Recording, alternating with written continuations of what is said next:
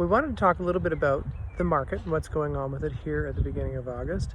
It is a different real estate market than we've been used to. It's really slow. Really slow, yes. Mortgage rates have been affecting that, but it is also summertime. And what do we need in the summer, Carrie? SPF. That's right, but this time we're not talking about protecting yourself from the sun.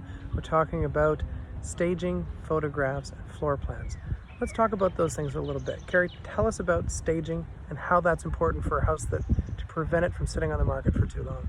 Staging is simply your best way to declutter a home, depersonalize it, Right? as well as create that connection that you need for the buyer, for them to think about your home above everybody else's. And if you're not putting that best foot forward, and if you're not using a professional stager, then you're not doing your best for your client. I would agree. And then photographs, talk about not getting a second chance to make a first impression.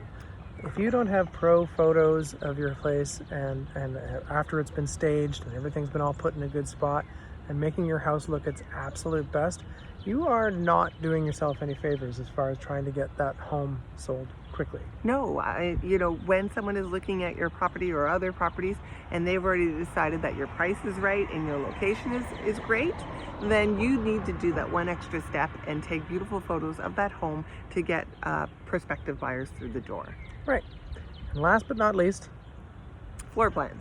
right. Yeah. And that really helps a buyer envision their stuff in that house.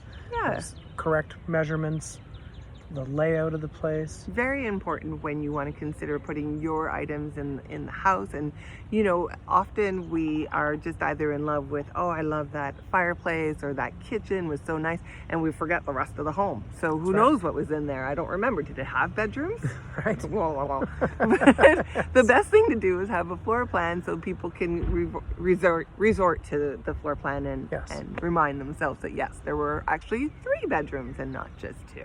So that is our idea for selling the house, and whoever you choose as your realtor, they need to be thinking about SPF. Make sure you ask them about it and they will look at you quizzically.